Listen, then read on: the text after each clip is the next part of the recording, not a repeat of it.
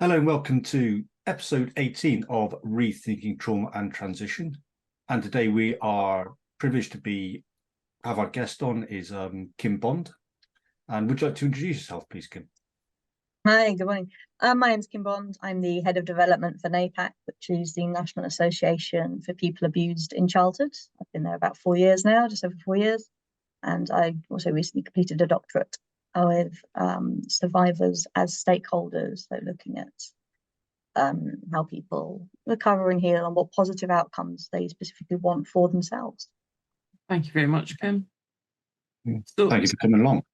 Thank you very much for having me. I'm really looking forward to our conversation. In a number of our podcasts, we've mentioned ACEs, which is that adverse childhood experiences. So that's really your area of expertise. And yes, we thought it would be really helpful for our listeners if we went into that in a bit more detail to give them a bit of a wider understanding of what that means and how it works. Yeah. And it seemed like the perfect opportunity to go to somebody who's the expert in that field. So we're really looking forward to the conversations with you. I'm really looking forward to talking about it. It's I'm a disclosed survivor of abuse in childhood and some adverse experiences myself. So it's quite nice being able to get to talk about these things, but in a way that's more about how other people have those experiences and those things that they might find familiar or similar, and also the things that they maybe haven't thought of before, and look at, how healing and recovery works and why it is to do with healing, because there are injuries that happen because of those, because of the stress and the trauma. And often the thing I like to focus on most is the hope and like what comes up, what comes next, that life after abuse, but the life after adversity, what those like transition points can be. Now we're adults, the kind of decisions we get to make and how positive a lot of that can be. So I'm really looking forward to getting to talk about it. Well, I think it's important for our listeners to know that this isn't going to be just a one-off. We're actually going to have a series of conversations with you because of the size of the topic and size of the impact. Because I really appreciate that as well. So many different experiences, not only for the child, but as the adult survivor of that experience. And some definitions as well, so people get a good understanding of what people experience, what people have gone through, and be able to go, oh, maybe I've suffered with that, or I've gone through that myself. We found that a lot. NAPAC has a support line, and one of the most frequent questions we get asked is, was it abuse? Because it's not like that's explicitly told to us at the time. There's kind of a process of kind of recognizing that those actions, those experiences were so harmful, were so wrong. So being able to talk around the definitions and kind of exemplify what those things actually mean in like everyday terms is so useful, because fair enough, I've done some academic work on this, but it came from wanting to understand more and make it more accessible and kind of join up between, an individual's personal lived experience, then, what happens at sort of societal level, what happens at a policy level, what happens in, the support services and those conversations we have with family and friends, like what language we use, how we can talk about these things more easily. Because that's so important for our own recovery and improving the protections going forward, and just, generally making things better and safer and more positive. Is there an overarching definition of what abuse is? I think the best way to kind of explain it and understand it is that when there is abuse, it is because of an imbalance in power and a misuse of that power. Often when I think of it, it's there's an adult who's the perpetrator and a child who's a victim. There's sometimes children can be perpetrators as well. But probably the easiest way to think of it is to think of it as the adult and the child. And you've got the physical power difference. Like an adult is bigger and stronger, but they also, as an adult, you have access to so many more choices than a child does. A child is dependent. And so when an adult, abuses their position of power and hurts a child, or, refuses them care, the child doesn't have the option to go and get that from somewhere else. because there is that power, that adult has, power over that child. And understand that abuse is where that power is, manipulated, it is abused. That's probably one of the easiest ways of understanding what abuse is, because the nature of the abuse, what the acts actually are, or the denial, if you like, of care and support, like which you get with the neglect. I find that to be the easiest way of understanding it, because there's so many different types of abuse, whether it's that physical abuse, emotional abuse, sexual abuse, where you think about the act that's done. But it's that power that's really the core of it, where there is someone who doesn't get to choose, and there is someone who does get to choose, and they have that power to, force their will on someone who doesn't have the same options. They might use threats, implied or explicit, or just have that much power. They don't even have to make a threat, because there isn't a way out of the situation.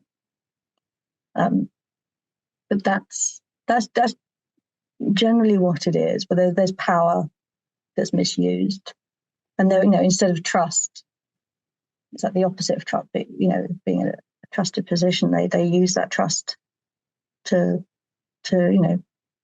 abuse. So I was wondering, Kim, is there a reason why another child would go and abuse another child? Would that be because they've been abused by an adult, and then they see that as a normal thing? They perpetrate it on somebody else? That does happen. When it's child-on-child abuse, it can be even more complicated, because sometimes there are children who are acting out things that they've seen. They are acting out things that have been done to them, and that doesn't always have to have a malicious intent. It can just be exploratory, because there's degrees of this. There's what's called like exploratory play. There's also acting. Exactly. There's acting out abuse, but then there is also, the power and cruelty as well. It's not always easy to determine, okay, that child's acting out because they were also harmed. But it doesn't stop the victim having been the victim of the abuse. I think one of the difficulties, and we hear quite a lot from people who've experienced abuse from peers, about how difficult it can be, because the power imbalance isn't always as obvious, but it's still there. Especially when there's manipulation and kind of leverage and threats, and sometimes the abuse itself is so difficult to talk about. If you don't have the language as a child, it's difficult to have the language as an adult to make a disclosure. Like, how do you talk about these things, and how do you explain what's happened and what's wrong, and access that kind of help? And it can make it really, really tough to understand why that happens, and like what they were actually doing, and if they meant it. And it's why for a lot of what I look at is it's just focus on the survivor, the victim survivor, focusing entirely on them, rather than like the details of the perpetrator, if you like, because it was still abuse that they experienced.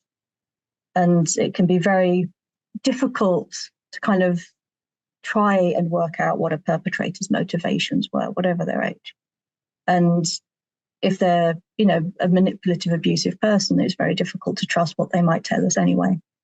So focusing much more on the victim survivor, what they say, what they, feel, what they need, much healthier.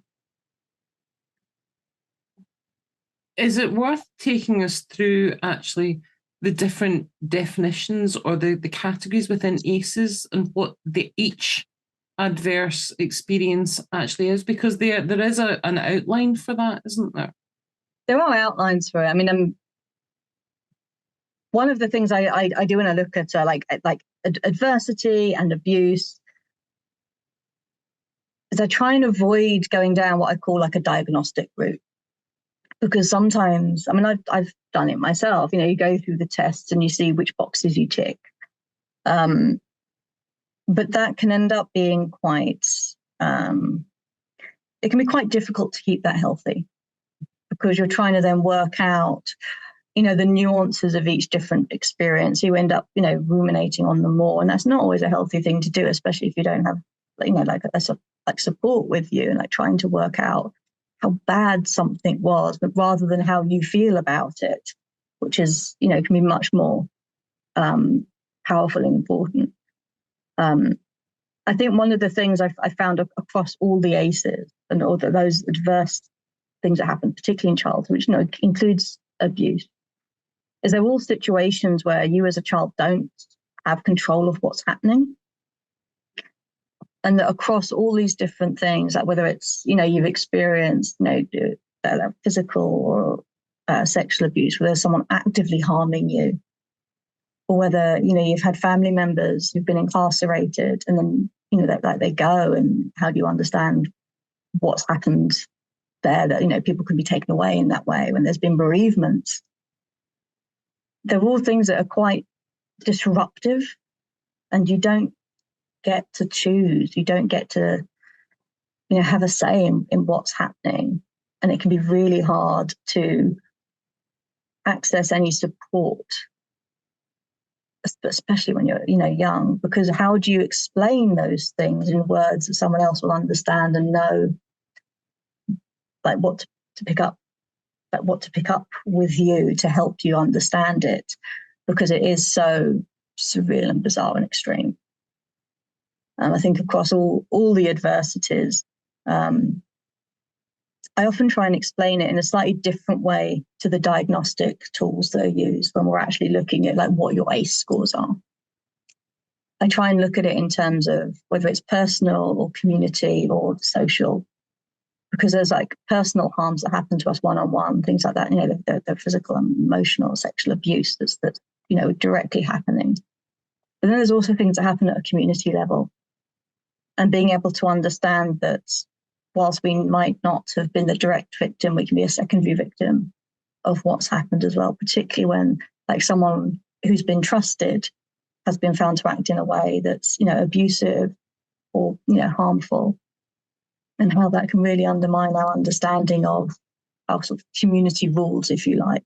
And then there's that social level, which is, much broader, of course, but where just the fact that these things go on in society and we know they're wrong, and how difficult it is to come to terms with the truth of them, that kind of understanding those different levels can kind of help as well. And that's a very different reframing, because it's much more to do with our emotional responses that complements, that diagnostic criteria, and kind of like what these different experiences are and how they impact us. Because there's that sort of the direct impact, but then it also does affect us at a community level and the social level as well. I want to pick up on that element of direct impacts, because it strikes me that similar to, like, I suppose, adult experience trauma, actually it doesn't have to be directly impacting us for the ACE to actually impact us. It can be observed and experienced through others. So it's almost we're the secondary participant and observer of the action being perpetrated on another, but still leaves that indelible mark and damage on us. Yes. One of the things that changed in UK law over the years has been the recognition that witnessing, for example, domestic violence, a child witnessing domestic violence counts as abuse because of those impacts. And I think for a lot of people, it was like, no, it didn't happen to me, I just saw it. But that's still a traumatic event. Just because, I mean, you might not have been the direct target. But again, it's almost like thinking about what the perpetrator was doing rather than what you're feeling. Well, that's kind of like police officers, when they're watching child abuse films, isn't it? They're getting the trauma from watching that as well, or reading police reports and etc. Exactly, exactly that. Stress, or the other contributing factors along that, with just witnessing, not actually being a participant in those situations. And they're also feeling powerless at that time. Like, they're trying to gather that evidence, but the fact that these things are happening that, you know, we as a society don't want to have happen, and having to like collect the evidence to try and, you know, create some sort of justice is so in itself, though there is trauma there. And, you know, it's what we call vicarious trauma. And there are ways to mitigate it and manage it.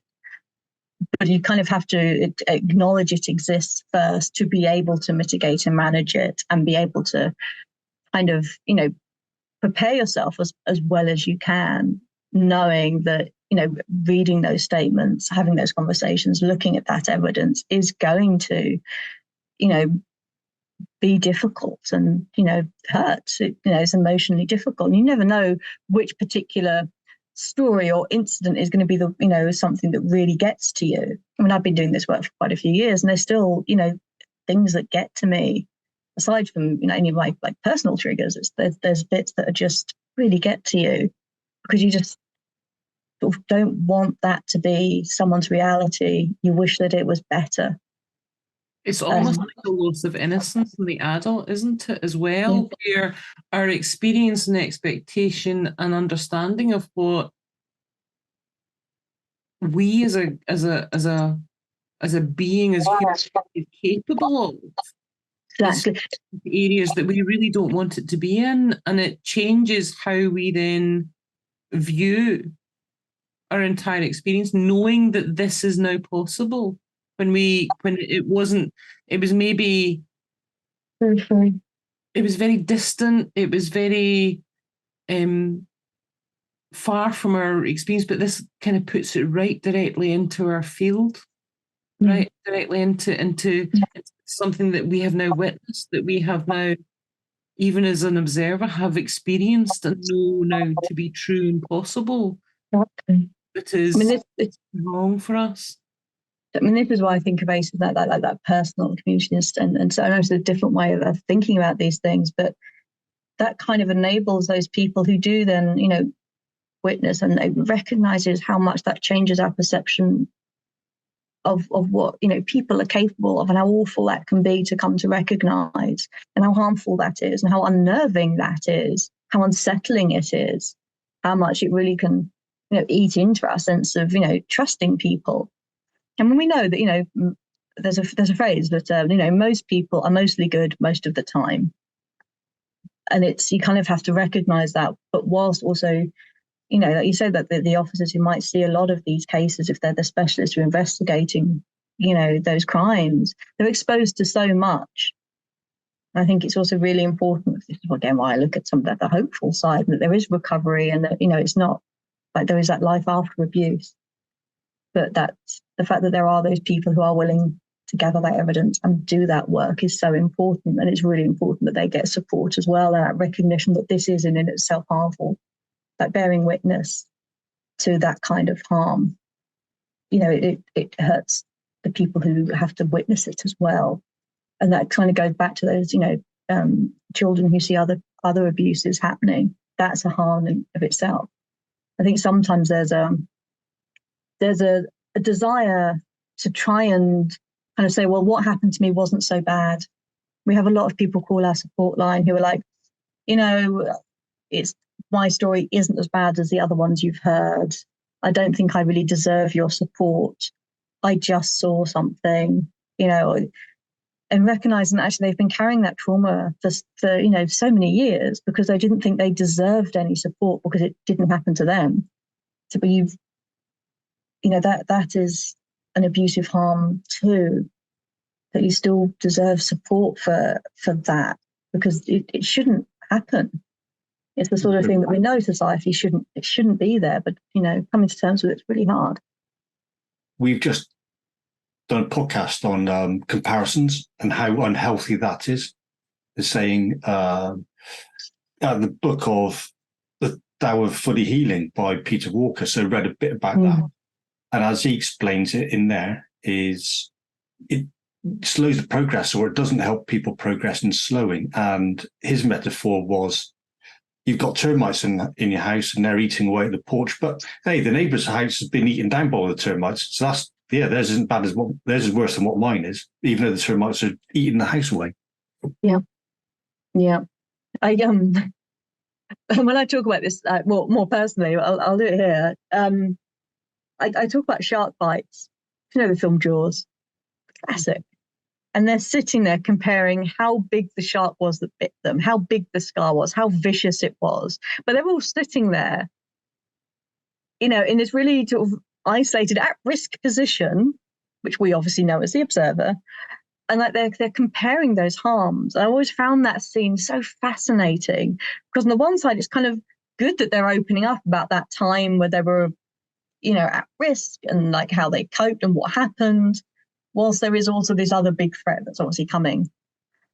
And I've always found that really struck with me when I saw that film when I was still quite young, because that idea that, the way we try and explain how bad what happened to us, or the fact that ours was, not as bad, or it was worse because, and it's like, it's not a competition. And again, it's why I kind of focus much more on the how you feel and how you're responding, because that's like the enduring part of it, is like how you feel. And we hear so much about guilt and shame and things like that, but someone will find it a lot harder to talk about what their experiences were and get that help to heal and recover from it if they don't think it was bad enough.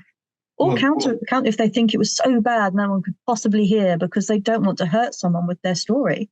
Or believe. Or believe. Yeah. And it minimises that person's experience as well, doesn't it? Yeah, very much so. Very much. And it can minimise it in the way of both them not thinking it's bad enough and them thinking that they don't deserve support because it's so bad it will hurt someone else if they tell their truth.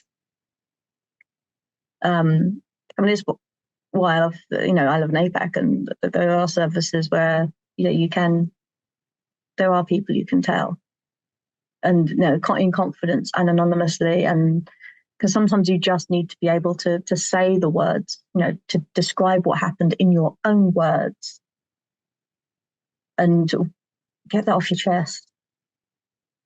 And then it can suddenly, you can focus a bit more on how you're feeling and what you want and what your aspirations are. You kind of have to, sort of purge that bit of that story. And then you can move on to, the next steps. But all the time you're carrying that, it can be a really heavy burden to carry. And for so many different reasons, but it's still, like talking can be so therapeutic in itself. Even if you just tell someone once, it can be completely life-changing because you're not carrying that, like the secret of it. That's one of the things I liked about that shark scene in Jaws. It's like they're showing those stars, they're sharing it. And it's done in almost a fun way. It's they're bonding with each other, and it's this like funny stories almost, but it's this really horrible, traumatic things that they're talking about. But they found a way of talking about it that's, there's the competition bit's not good, but I always find it funny. They were like, well, I've also got, and I've seen that happen sometimes in with groups of people discussing their adversities and their traumas. And it's like the Me Too movement. It's like, oh wow, yes, me as well. And it kind of broke down those barriers of, well, mine wasn't as bad, or mine was, so bad no one can hear it. When you begin to realize that actually there are stories that sound a bit like yours, or those feelings sound a bit like what you've experienced. And then you kind of rebuild that kind of sense of community as well, like that connection. Of course, with the abuse and adversity often isolates this so much because it's so extreme and it doesn't feel, it's not something that should happen. But being able to connect with people can make it so much easier to then, talk about and feel more positive again. But it's a big journey. Can I explore with you? Because I think sometimes when we talk about those experiences, some of them are immediately obvious, that people will instantly recognize and go, oh yeah, that's definitely an adverse childhood experience. Yeah. Others, however, are much more discreet, much more subtle, and maybe there's an element of the persistence of the experience that impacts. And I think it's worth maybe, if you don't mind, exploring some of those, because sometimes I think people underestimate the impact of that. Very much. This is where it kind of is useful sometimes being a disclosed survivor, because I can give examples of things in a way that I wouldn't otherwise do. Oh, sorry, Kim. Would you mind, before you go on to that, would you give definition, let people know what disclosed and undisclosed survivor is? Oh, yes, totally. Sorry, that's one of the things I specifically got defined in my research, actually, because one of the things we found is that when obviously NAPAC provides support for survivors of abuse. So one of the things I did when I was doing my research was kind of looking at, well, who identifies with that concept of being a survivor of abuse, and who would access support because of that. And I found there were three sort of roughly definitions. There were disclosed survivors. So people that have lived experience of abuse and they recognize that that is their experience. They may be publicly disclosed or not, like I'm publicly disclosed. I'll talk about some of my experiences publicly. But they're generally, they've come to terms to at least to a point. They were abused. They are survivors of abuse. They might not use the term survivors. People use different terms depending on what they feel suits them. Some people prefer the term victim because it was a crime. Some people prefer the term thrivers because they feel they've got beyond surviving and they're thriving now. But it's that, relating to that, I have lived experience of abuse, the disclosed survivors. There's also undisclosed survivors. And that includes people who are still coming to terms with the fact that what they experienced counts as abuse, which is again why I don't always get too caught up in some of the definitions of what happened and that's sort of the diagnostics of it, because some people find it harder to tick those boxes and find that something like they don't want to engage with that kind of conversation, which is fine. It's personal choice. But there'll be people who are both coming to terms with whether what they experience is abuse.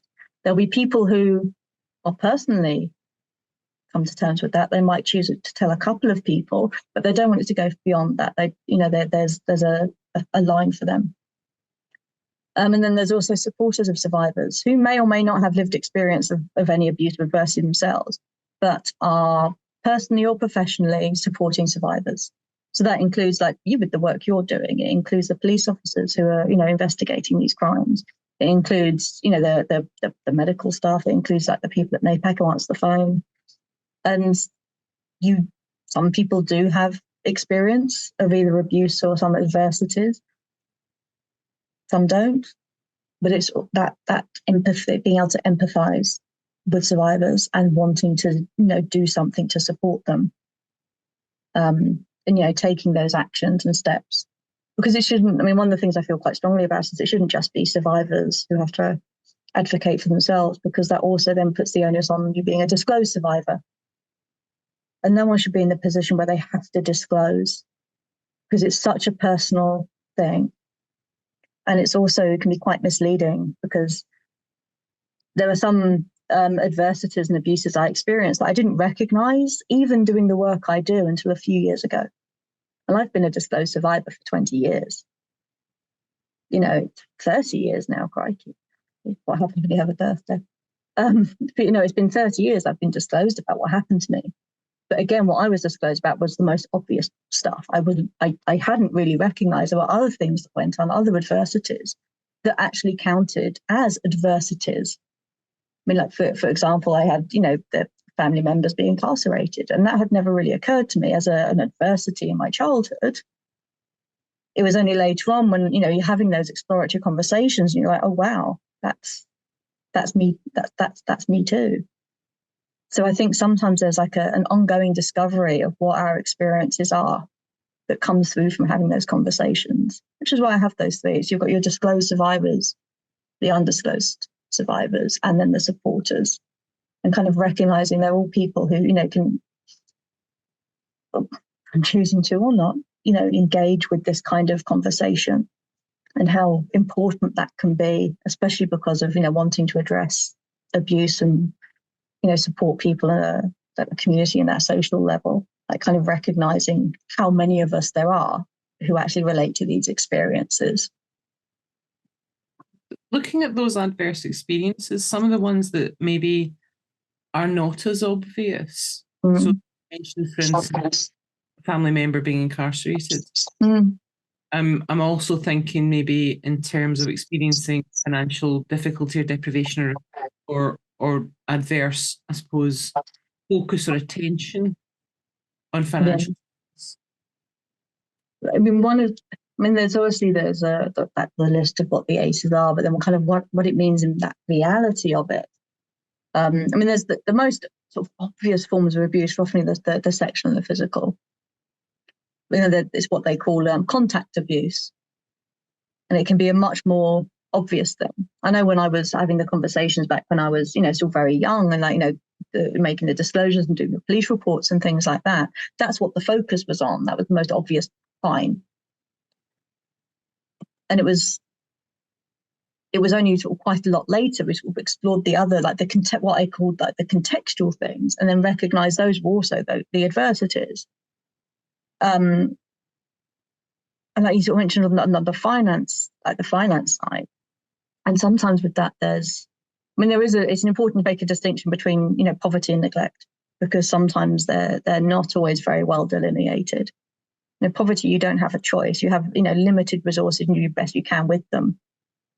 Neglect is where you're actively denying the essential resources and care, which that's why that's abusive, that someone actively makes a choice to not give you those things rather than not having the option themselves to offer them. But, I mean, growing up without very much can still be adverse. Doesn't mean it's abusive. That's why looking at it from the ACE perspective can be really useful, because then you're focusing on your experience and your feelings rather than like the perpetrator or circumstance. And it can be a useful way of beginning to unpick, okay, yeah, but what was the impact on you? And it goes back to that bit about not competing and comparing, but sharing experiences. Because you begin to understand, yeah, that was really tough for me growing up. Doesn't mean anyone was actively trying to hurt you if you grew up without much money and much resource and had to, make do with, really minimal things. But that can still have impacted you, especially if there are other things going on as well, and you have that kind of vulnerability that someone else then exploited. And how much.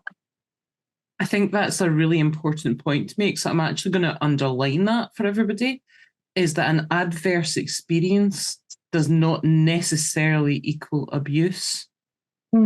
Yeah, there's not always a perpetrator, and that's kind of the difference between adversity and abuse. Abuse, there is a perpetrator, there is a person choosing to do or not do harmful, they're choosing to do those things.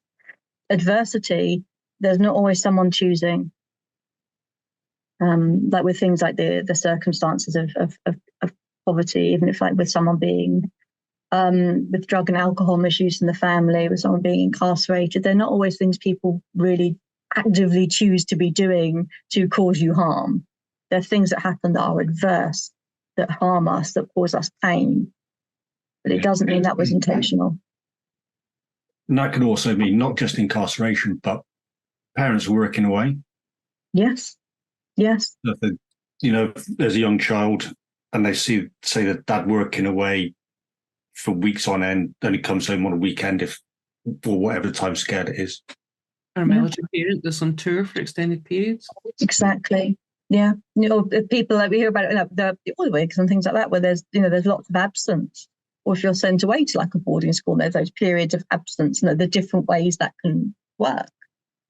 And that can, it's not that it is always adverse, but it can cause adversity for us especially when if other things happen that are perhaps adverse or abusive as well, and we don't have that immediate support system around us because of these other circumstances. One of the things I think was isn't always clear, especially when the focus can be on the better known abuses of like the sexual or physical harm, is those rarely happen in isolation. There's often lots of other things that are going on that, an abuser, the perpetrator is exploiting vulnerabilities in that child's life. Exploiting the fact that they're able to get into a trusted position to carry out those acts, which means they're also manipulating, the family, friends, and the care network of that child to have access to them to carry out those acts. And kind of that's why sometimes I like to take a step away from what the act of abuse was, and think about that from that survivor, that child's perspective of what else was happening in their lives, because that might be like, the big bad, but there's other things that were going on that can be harmful as well, and particularly where there's the emotional trauma and betrayal going on, and if there's people who are away, or these other adversities that you're experiencing, and you're still, especially when you're young, like trying to work out what all these things mean, it can be really, really tough to kind of understand how it all fits together.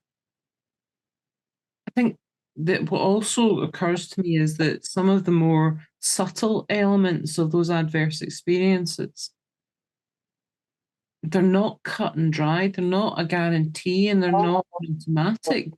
There are shades of grey that are almost individualized by each person's experience of it. So Exactly. much about, I mentioned, for instance, like extended tours. That doesn't necessarily mean that will equate to an adverse experience for everybody, because the layers of experience and how that's managed and what the interactions are, the impact on the impact on the person and the individual experience. Exactly. And it's why when we look at the adversities, and it's like, with the ACEs, you're looking at, there's like a whole list of them. It's like, how many do you tick? That can be quite difficult to do, because you might be like, well, you might have a relative that went away, but you might be, I wasn't really close to them, so does that count? Or, I understood they were going away and doing a job, and we still spoke every day. It was like fine. So does that count?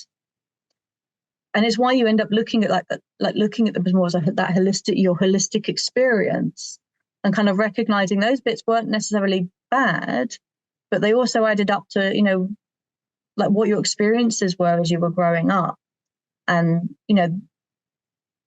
the choices you had and the things you were exposed to, and your options for managing those. Because if, someone was away, maybe they're then not someone who you have the option to disclose to if something bad happens. In kind of just being aware of those things and the way it impacts you. It's not like that is in and of itself a bad thing. It's not like that. It's not black and white in that way. I think for some types of abuse, it's quite obviously black or white. Yep. But even then, within the nuances of that experience, especially when we look at, for example, with sexual abuse, we look at grooming. I remember when I first tried to disclose my own experience, I cut off some of it because I thought, well, it only counts when the first time I was raped. The other stuff that happened before that, I'm like, I'm not sure if that ticks that box. And now I'm an adult, I'm like, well, yes, it does tick that box, because I know how terrible those experiences were that led up to the other, about the escalation. But I also understand that that's a manipulative tactic that abusers will use. It, like, at what point do you speak out? Where does it cross the line? Especially when some of these, when we hear about this so much on the support line, it's like, I didn't speak out because you didn't know when it was, when it crossed that threshold.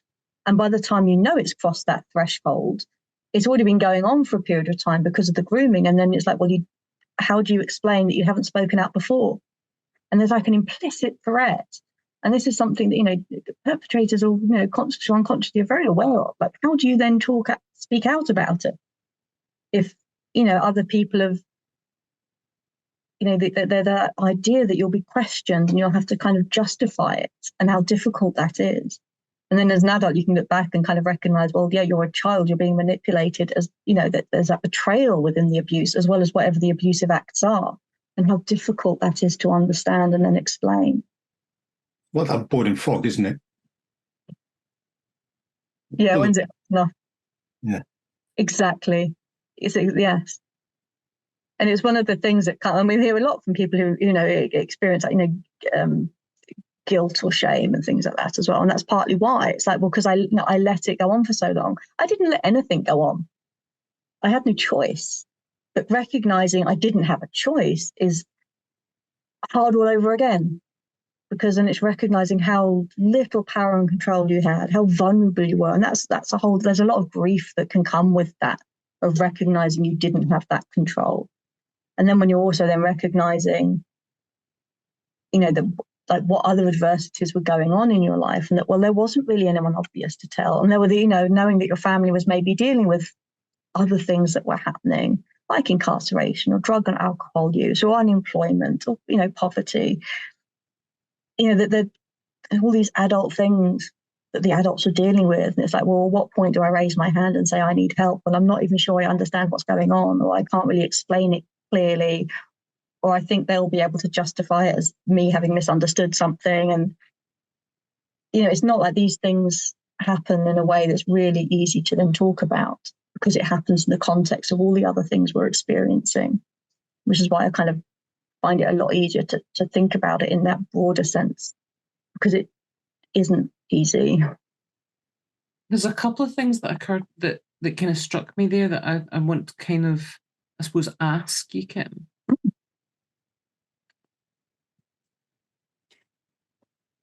So I had a couple of thoughts there, Kim, and one was about the impact of normalacy, of normalizing our experiences. So as a child, our experience of alternatives is very limited.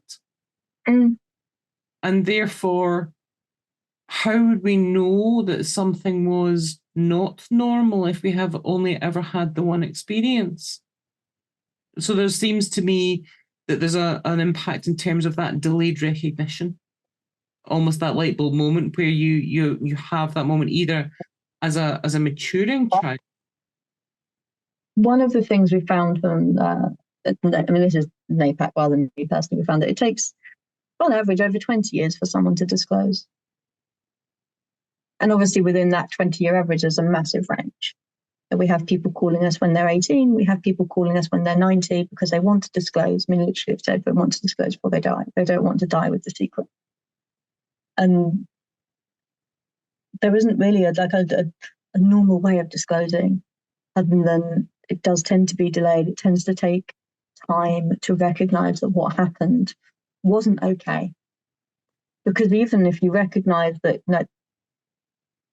what you hear about abuse within the family, like sort of ritualistic abuse, and like I said, within a previous guest on the boarding school, where it happens within that environment, and it can be so prolific or common that you might know it's like not okay. You might know it's harmful, but if it's accepted, if the adults around you are kind of part of, you don't know where those lines are drawn for them. You as a kid can't define where those lines are, whether they'll believe you or believe the perpetrator, or if they're part of it, if they kind of know it's happening or not, or maybe someone's tried to disclose to them and it was like brushed off because it surely can't be that bad. So unfortunately, one of the things that we used to hear about a lot of people trying to disclose and kind of being refuted and then not trying again, because it's so tough. But it does tend to take time to come to terms with what was happening was abusive, was that bad. Well, I want to apply that to beyond the abuse label to the adverse label as well, to recognizing sometimes that we normalize those adverse experiences, so we don't recognize what's adverse or not. So one of the things that maybe was that I was thinking about was, say, for instance, the level of emotional distance that you experience within your unit. Mm-hmm. And then at a later date, you go to the house and you witness something really different. Yeah, it's like what someone, the environment someone grows up with and what's sort of normal. It's like every family's different, all these different experiences, the different things we're exposed to. And I think one of the things I'll just mention here is poverty, but it's not like there was a socioeconomic delineation of what these adversities are. Obviously, it's just like one of the things. But you can grow up with all the material support in the world and still suffer from that adversity, from not having emotional support, not having those kinds of recognitions. Like that's just one bit of, do you have material support? Just one little bit of all that big long list. It's literally one of them. There's not really sort of more vulnerability just because you have less resource.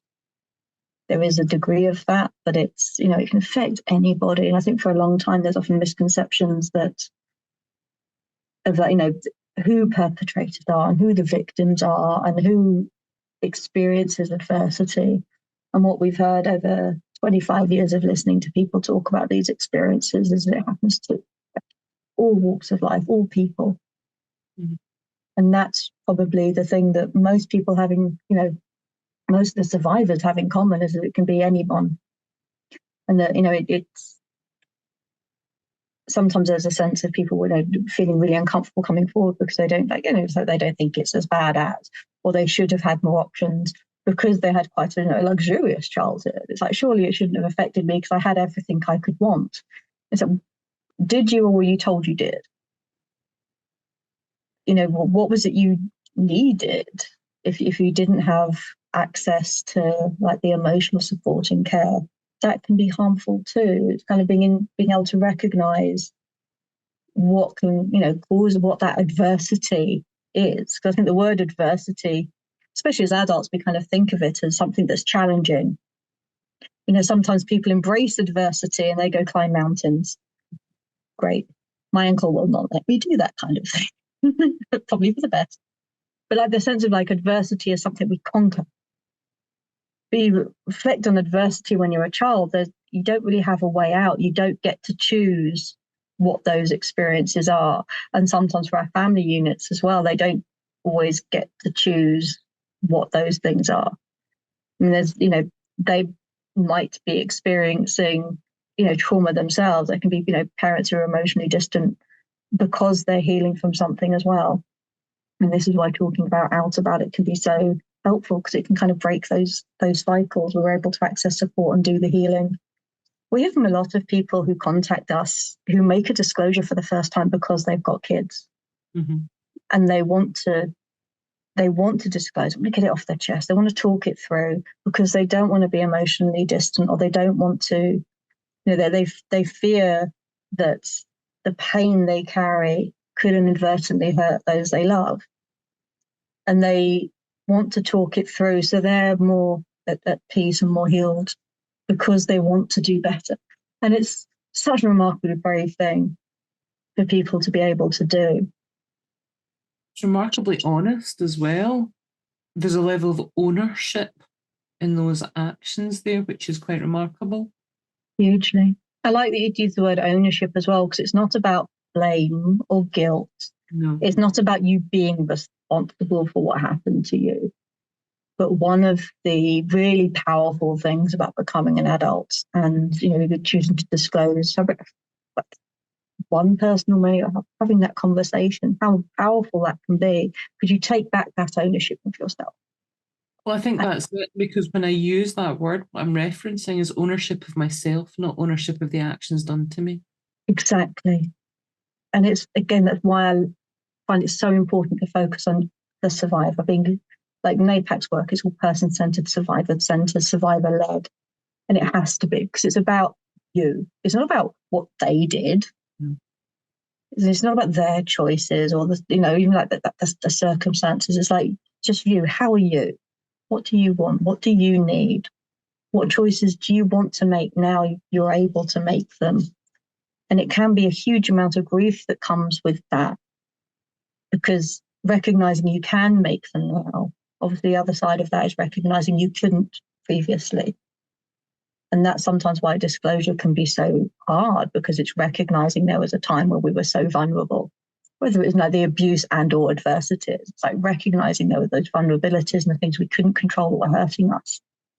And now we're in a position we want to make choices and do things the way that, get us to what we want and what we value. And it can be such a hard journey to go on as well, especially if we recognize we've made choices where we didn't always do things in our best interest, but we were following those patterns that we'd kind of grown up with, that we'd developed with. And then being able to talk through, you want better for yourself. You want to make that healing. You want to make that recovery. And it's a lot of work. I mean, it's a hugely brave thing, a hugely vulnerable thing, and a really, really, really powerful thing to be able to do. It's about breaking those cycles, isn't it?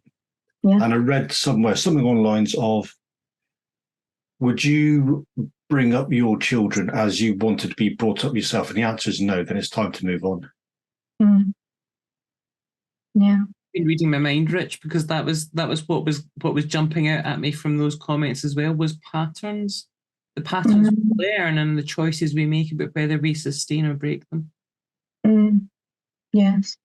And that's one of the things that there's own is like the thing about like abuse and trauma is how it causes such excessive stress. Like some stress is normal, but those things tend to cause excessive stress. Like you said earlier about that, can sometimes be for years and years. And so living with that, like a normal amount of stress for such a long period of time, it injures us. The thing they say about the moral injury, that what it harms us, like that physical and mentally, because you're carrying that much stress, and you shouldn't have that much stress. It's not a normal amount of stress to have. So the adaptations we make to survive under those conditions that keep us safe are not always the adaptations we need when we're older, and we get to kind of unpick those things and then want to choose different behaviors. And it's a brave thing to engage with, and it can be a really tough thing to engage with as well, because like unpicking those patterns. And that's why we do like psychoeducation work, because kind of understanding what the impacts of the abuse and the adversity was, the way we cope with the trauma of it, and then kind of recognizing how we want to cope with it going forward. And that we have more options. When you're an adult, you have more of those choices than you did when you were a kid. You can access more things, you can opt into more things. I talk about it as engaged recovery. You can choose to engage with this, and it's his work. It's like, you engage with that work and keep healing. And whether you're doing it in a disclosed or an undisclosed way, that's just like a nuance of how comfortable you are with the terms, and you can still engage with that recovery piece in private. It doesn't have to be public. It is a huge piece of work unpicking those patterns, identifying what they are, and it's kind of like an ongoing thing. I mean, I find it hugely rewarding, but it's something I'm still doing. I'll always still be doing it. I think that's an ongoing process anyway, isn't it, for anybody? Yeah, totally. There's not like a quick fix. Coming to terms with it not being something you just fix can take a while. You can't just, we can't make it so the abuse, the adversity didn't happen. I use the analogy of I've mentioned my ankle, but I broke my ankle nearly 10 years ago, and it changed my life. I can't go for long walks anymore. It's always going to be a bit weak, and I've done all the physio and the healing, and it's okay, but it's never going to be like it was before. I'm now living with this, this injury that's there. But of course, it's a lot easier for people to understand. Like, I can't go hiking now because I can probably walk for an hour, but I couldn't go and do like the really long walks I used to do. But people understand that. It's a lot easier for me to explain. It's a lot more understandable. But trying to, explain some of the things I find difficult emotionally, it's a lot harder, because I'm not just exposing I got a broken ankle. It's exposing adversity and abuse and a degree of vulnerability that's a lot harder to put words to. And bluntly, not everyone has the right to know all the ins and outs of my story. I mean, there's parts of it I've publicly disclosed, but there's there's huge amounts of it I don't talk about publicly. And that's okay. It's, it's finding enough to be relatable. It's having those boundaries about, this is what I'm comfortable sharing. Mm-hmm. I don't have, no one has the right to all the nuances and the detail. No, that's mine. And it's again, it's that focusing on that survivor rather than that the act, if you like. It's like, what is it you need? What makes you feel healthier? And where do you set your boundaries? And learning that you don't always have to disclose. You can just say, I'm not comfortable with that. That's not something I'm prepared to do. I would rather do this. It's, finding those ways to sort of look after yourself now and being able to opt out of things will cause you pain or harm.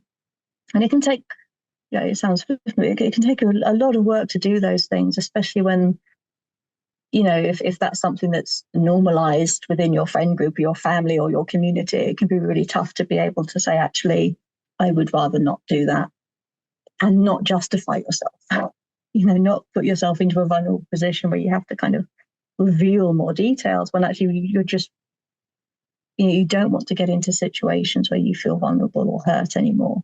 And kind of, unpicking what those patterns are often does then mean drawing some boundaries about what you're comfortable doing and not doing, and finding ways of holding those without sort of sharing more than you're comfortable with, like not having to justify yourself. It is a big piece of work, and often more complicated, and I think is always easy to recognize, even as a survivor who does this work. It's recognizing what boundaries really are. It's one of those terms that gets kind of shared a lot, but what really is a boundary? What does it even mean? It's like, it's to do with what we're comfortable doing ourselves. It's not about imposing restrictions on other people, which should be controlling. The boundary is about what we will and won't do ourselves. So it's being comfortable saying yes and no to things that we get to define, and not always having to justify it. Knowing what we're willing to share, and it might be like, I'm not comfortable doing that, or that makes. Sorry, Kim. I also think if people do overshare, they'll then, with certain people, there'll be potential for manipulation again. Yes, and they could be back in that cycle. Very much.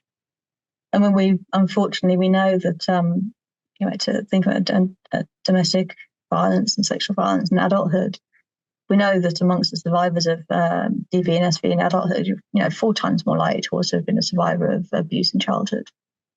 And it's, again, the people will sometimes call us, it's like, it's happening again, I need help. But it's that idea that there's something wrong with them, rather than the fact that there's manipulative people who will see that those, the vulnerabilities are things that you're still healing. It's why you think of it as an injury. It's like someone sees it as a vulnerability, and that they try and exploit it, and they're manipulative. And that's not to do with you being weak. That's to do with them being full. And this is why you get things like love bombing, making everything seem amazing, and then the cruelty follows, because it's like laying a trap. And if you've not had the privilege of being able to develop and learn your emotional boundaries and be robust and have that kind of security, because you had the adversity and the abuse, it can make it a lot harder to spot what we call red flags. But it's also then, 3 or 4, there's still more people who experience that who haven't experienced anything before. It's not like the cause and effect isn't quite linear there. But there are.